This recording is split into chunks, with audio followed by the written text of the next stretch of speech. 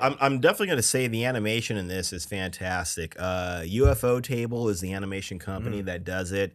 CJ has mentioned him. Has been on the show. CJ, Yeah. what's up? He's mentioned a lot. You know, a lot of the like studios that are doing big things. Like Mappa did Jujutsu Kaisen, which was Yeah. amazing. But UFO Table, the background artwork in this show, Mhm. just overall, not even just in this the last Yeah. season, but just overall, is phenomenal. Mhm. It's crazy. With some of the pictures, it looks like you can't tell if it's real. Like if they took Mm. something real, like real life photos or real life video, and just kind of spliced it in there. But at the same time, it looks so detailed. Yeah. Like you can't get that kind of detail in real life. Oh, it's kind yeah. of walks that balance, so it's amazing. Right. Like when they like just showing animating the water Oh, yeah. looks amazing. Mhm. And the last, like you said, in the last few minutes where the last episode where it really picked up, like it Yeah. really picked up.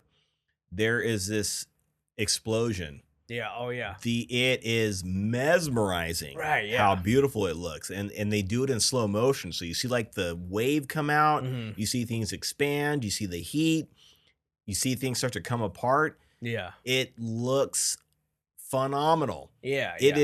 is as good as anything you will see in a Mhm. movie theater. Yeah. It's amazing. These guys, I mean, they're swinging for the effing fences Yeah. in that animation. So the artwork is Mhm. 100% fantastic. Yeah, I think that was one of the big that's been like a consistent thing for this show. People Very. always talk about the art, like the attacks and stuff and Yeah. how The those look attacks are just so yeah. stylized. Yeah. It looks great. It reminds me, I think I said it before, of a video game. I think when like Demon Slayer first came out, I was talking about how Mhm. it looks like a video game. I can't remember what it was called.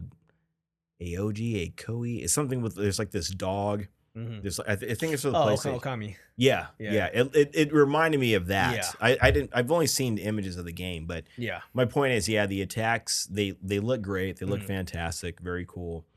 So yeah, like you're saying though, Yeah. everyone's been saying the art's been consistently Yeah, and good. it's staying good too. Yeah. Like, Yeah. man, even the Infinite Castle, man, like Oh, that that that looks. would piss me off trying to like create that. Like trying Uh, to create that or trying to animate that or trying to like all the details now, I would get yeah. angry. I'd lose my temper trying to make this thing look that good. Like, I'd be done. I mean, I'm not doing this. So Yeah, I yeah, quit. yeah. But like, yeah, all that stuff, the detail, Yeah. man, is insane. Like, even from from the first season on, like even like the sword attacks, like the water sword attacks, Yeah. like that. It looks like a painting coming off the sword. Yeah. It's beautifully done, man. Right. Yeah. Yeah. Yeah. Those sword attacks. Yeah. The funny thing is that like they don't look like water or Yeah. fire coming off Mm. the sword. It looks like some sort of animated water or like Yeah, an yeah. oil painting of water or fire coming Right, off yeah. of the sword. So Exactly. like a live action version of that. I wonder if they would take that into account, if they would just make it Oh, look like yeah. water is coming off the blade, or if they would make it look like some sort of crazy animated water I see, yeah. is coming off of the blade. Hope they don't make a live action. That's my answer for that. Right, Yeah. Yeah. You know what though? It wouldn't surprise me if they did at all, because Mm. that's what people do. That's what they do. That's That's what they do. That's what that's what they do. Yeah. Yeah. Let's see. Yeah, as far as like positives as well, yeah, it's cool to see all of them. There's is Tanjiro and his basically his two friends. Yeah. They spend a lot of time together, Mhm. fighting, training, everything else. It's cool to see them getting stronger. Yeah. They're finding their own ways to improve themselves. Yeah. Yeah, I really want to know what's going on with the lightning. I can't think of his name right now. Zenitsu? Yeah, Zenitsu? Zenitsu. Yeah, He's one of my favorite characters, man. I like him a lot, he's hilarious. He's so whiny and so He's a whiny, scared. wimpy guy, yeah. Which, I mean, he's got every right to be scared. He's in a very scary situation. Situations. Yeah. But when he turns off, Yeah, he snaps into his fight mode. Yeah. It's so damn It's- cool, it's- man. yeah, it's fun. The It's entertainment fun. stuff was great. The entertainment arc with him in that. Yeah. Because it's like the longest you see him in that mode where he's Mhm. like fighting. Yeah. Like the whole time he's like And like, even he doesn't even pull his sword out. He pulls his sword out just to attack, and it's like sometimes you barely see it. It's back in the sheath, you know. Yeah, yeah. It's always like back in the sheath. It's so fast. Yeah. So he really is like probably one of the most devastating characters there. But he's such a coward. Yeah, he's so wimpy. Yeah. Like 99% of the time. Yeah, the rest of the time. But he's a fun character. Yeah, he's super fun. He's super fun. I love it. The lightning attacks, man. Lightning is just a cool, cool element to have for this type of like the thunder and lightning or thunder and flash or whatever. Yeah, thunder and flash and clap or something like that. Yeah. But because even like when you see him in the very last part in the final episode, when he's just falling and then he opens his eyes and you see he's changed back. And he's just falling down, but he's like he doesn't care. He's ready to go. He's ready to go. Yeah, he got a letter in this arc. He got a letter of some kind that it said something like what it said. I don't know because he doesn't have a family. The only family he has is his grandfather, and it's probably not his biological. I think it wasn't his. Not his real grandfather, just the guy that took him and trained him. Yeah. And like he's the only one that believed him, so maybe something happened to him.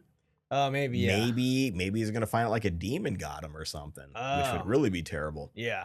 But yeah, something happened to him where he has disconnected he's like snapped with the human condition. So he's just snapped into kill mode. Yeah. And I was like excited to see what's gonna happen with him. Because like when he's just like falling backwards, he's literally like just falling through space, and he's just sitting there like. Yeah. And then he opens his eyes. I was like, oh, he doesn't even care. He's going into kill mode. He doesn't even care. So yeah, that got me like jacked. That was pretty cool. Yeah.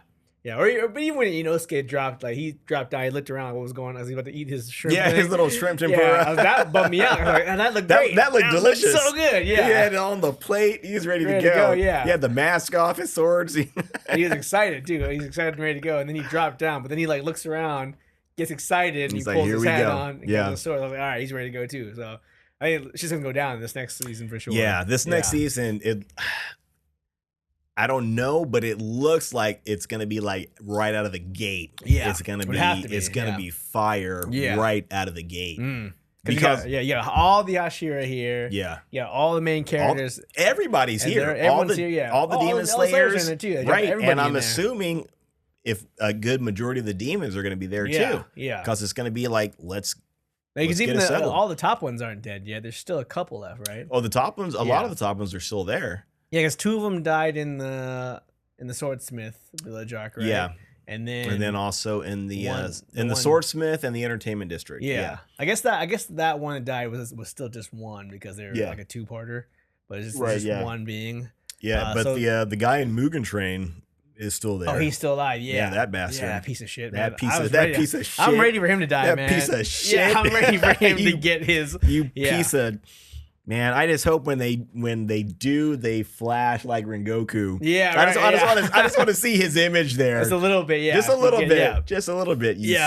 I'm ready for Tanjiro to just obliterate him. Yeah. Just obliterate him. It's got to be him. It's got to be him. Yeah. Like just mercilessly obliterate him. Yeah. Or would be I mean it's probably too late for that. Or it's no way. It would be cool if Rengoku's brother showed up too, but he seemed like he was gonna give up. I don't know what he was gonna happen. He was gonna go a different route, take his own path. Yeah, but maybe his father had a change of heart, so maybe his father's gonna get involved and start training him. Maybe.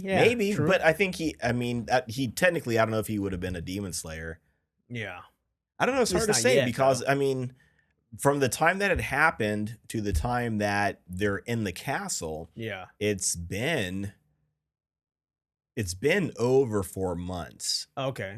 So that seems like that might be enough time for him to get his act together, go do something. I don't know. Yeah. Either way, yeah. But no, I like, man, because I liked all Tanjiro's because he's like a super positive and nice all the time. Yeah. But I love when he like gets like angry. Yeah. That's what like when he throws the sword at the dude running. Yeah, in that Mugen Train arc. Yeah, I was right there with him. Yeah, when he was yelling at him. Yeah, like, I mean, coward. Yeah, that was great. But then even when he's falling in this castle, this last episode, and he's like yelling at like Muzan's like, "I'm gonna kill you. Right, I'm gonna kill you." As he's falling down, I was like, "Ah, man, let's go. Let's do it. I can't wait." Yeah, and that's that's an interesting thing about talking about how positive Tanjiro's character is. Yeah. throughout, especially you see this a lot in the beginning, but it stays pretty consistent actually, that there's this weird, kind of weird thing, and this is more about the show in general, that he has this tendency to forgive the demons, Yeah, to forgive these monsters, once they're dead, yeah. especially in their last moments. It's in their last moments. Like he'll take their head, he'll destroy them, kill them, do whatever. But he's very in tune with them, and he can sense what they're feeling in their last moments. Oh yeah, and it's interesting to play it that way, where these creatures are very evil, but on some level they're just I don't know. I mean, are they demons or are they just like twisted humans? Or maybe that's what a demon is. It's just a very twisted human.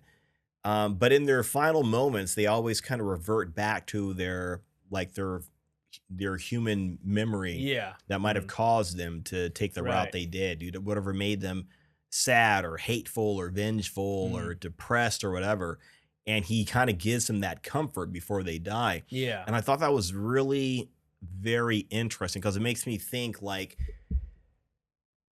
at what point in time do you stop, or do you start caring about someone, even if they are evil? And I'm not going to go to like the most evil person, you know what I mean? Because that's where my mind, that's what I was thinking, right? Like, would you do that? Let's say that somebody that's just, they're a murderer. You find some, if you're in that situation, this fantastic situation where someone is a murderer, or they do the worst things that a person can do. And when everything is said and done, do you give them absolution? Do you give them peace?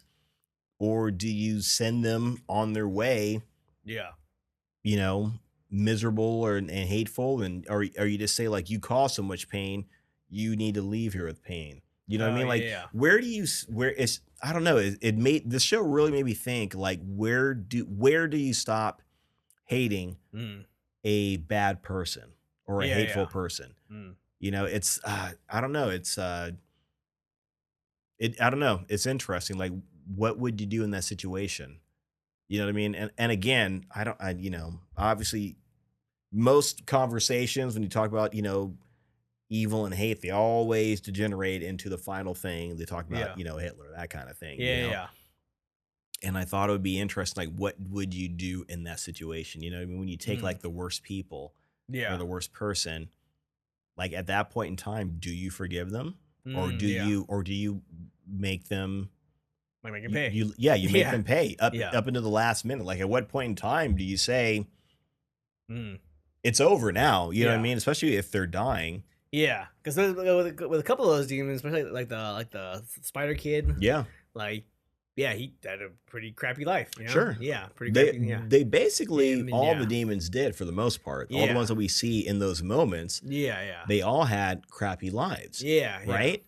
So again, that's the point, right? They had crappy lives, bad things happened to them, and they made a terrible choice, which it was a bad choice to make, but and so they end up hurting, killing hundreds, maybe thousands, probably at least hundreds probably of people end up being killed and hurt because of these bad choices. And that's always kind of been the thing too, like, it's I don't want to say it's not their fault or it's not that person's fault. They had a bad childhood. They had a bad this or that. One the environment situation. Exactly. What's that song? Only a lad. You ever heard that song? Only a lad. Society can't save him. Only a lad. Yeah. It's an old. I can't remember who. Oh, let me hit the table. Yeah. We hear you out there. Yeah. It's like an old.